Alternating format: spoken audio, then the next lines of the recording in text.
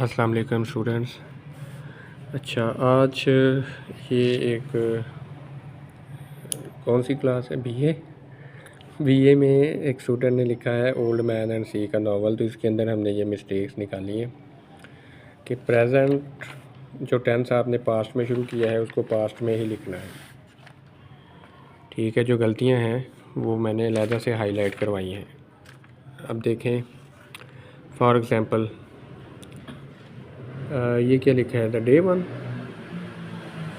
Day one old man, ये क्या है? हुक के स्पेलिंग गलत लिखे हैं, स्पेलिंग मिस्टेक नहीं होनी चाहिए। द फिश ट्राई, अब आपको पता है फ़िश सिंगल है तो सिंगुलर के साथ क्या आना चाहिए? पास्ट में लिखना है ना। मछली ने कोशिश की, ट्राई टू, आगे ट्राई टू जंप अराउंड। ठीक है, try to jump around, to के बाद फर्स्ट फॉर्म ऑफ वर्ब आती है। द बोट, आगे ओल्ड मैन टाइड, तो टाइड आना है ना, उसने बांधा फ़िश को विद द रोप के स्पेलिंग गलत है। तो मतलब ये बहुत कॉमन मिस्टेक्स हैं कि जो बीए लेवल पे आपको नहीं करनी चाहिए। पहला पॉइंट अभी तक हमने देखा कौन सा, कि पास्ट इंडेफिनिट में लिखना है या पास्ट में लिखना है। उसमें पास्ट इंडेफिनिट यूज़ हो सकता है, पास्ट परफेक्ट यूज़ हो सकता है, पास्ट परफेक्ट कंटिन्यूस यूज़ हो सकता है, वाज वार यूज़ हो सकता है। यानी पास्ट वाले टेंस रखने हैं सारे, कि उसने ऐसे किया, फिर ऐसे किया, फिर मछली को पकड़ा, तो ये सारे में सेकंड फॉर्म यूज़ होनी चाहिए। आपने प्रेजेंट बीच में यूज़ कर दिया, ये गलती हुई है पहली आपकी। दूसरी मिस्टेक जो है वो स्पेलिंग आपके मिस्टेक्स हैं। ये देखा, रोप के स्पेलिंग गलत लिखे हुए हैं। उसके बाद when the old man trying. अब मुझे बताएं कि ओल्ड मैन के साथ डायरेक्ट आईएनजी वाली फॉर्म नहीं आ सकती। या तो ये आनी चाहिए कि जब वो कोशिश कर रहा था, तो the old man was trying. ठीक है, when the old man was trying, जब बूढ़ा आदमी कोशिश कर रहा था, या तो यहाँ पे वाज आना चाहिए। ठीक है, ये मैं इसको रेड पेन से हाईलाइट कर देता हूँ। ठीक है, ये मैं आप बाकियों के साथ भी शेयर कर देना, ये इसलिए वीडियो बना देता हूँ ना, बार बार वो खपत कम हो जाएगी।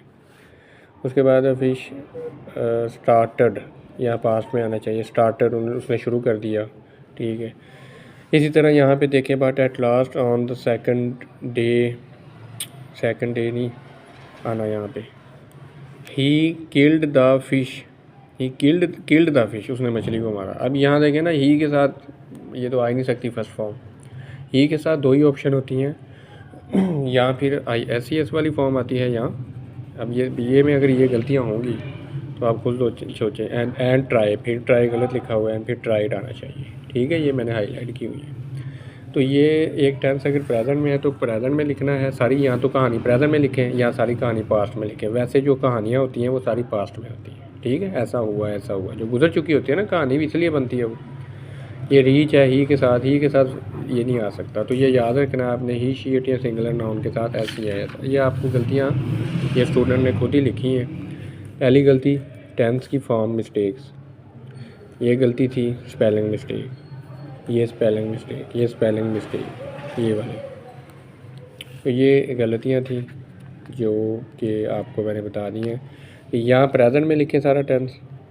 अगर आप कहानी वैसे प्रेजेंट में भी तो बता सकते हैं ना किसी को, कि वो सबसे पहले मछली पकड़ता है। ठीक है, मैं आपको एक कहानी बताने लगा हूँ, उसमें क्या होता है कि एक आदमी है, वो मछली पकड़ता है। जब वो मछली पकड़ता है तो दूसरी मछलियाँ उस पर हमला कर देती हैं। तो ये इस तरह प्रेजेंट में भी हो सकता है।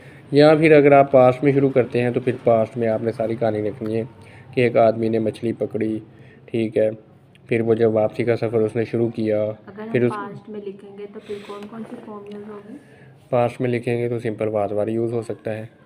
उसके बाद सेकंड फॉर्म यूज़ हो सकता है, यानी कि वाज वार यूज़ होगा जब वो ये कर रहा था। ठीक है, तो वो थक गया था वो। उसके बाद आप second form of verb use कर सकते हैं, सिंपल, ज़्यादा सेकंड फॉर्म यूज़ होगी।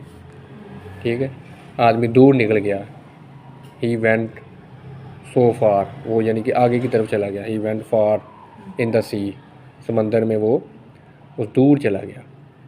और ही caught the fish, a big fish, marlin, उसने एक बड़ी मछली पकड़ ली, मार्लिन, तो उसमें भी सेकंड फॉर्म आ गई।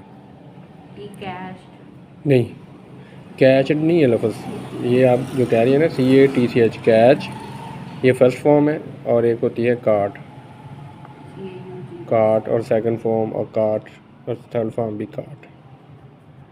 ज़्यादातर सेकंड और थर्ड फॉर्म सेम होती है। सेम नहीं होती, सेकंड थर्ड फॉर्म सेम नहीं, हाँ वो फिर वो रेगुलर वर्ब और इरेगुलर वर्ब की शक्ल आ जाती है। सेकंड और थर्ड सेम होती है ना, तो फिर वो रेगुलर वर्ब में आ जाते हैं।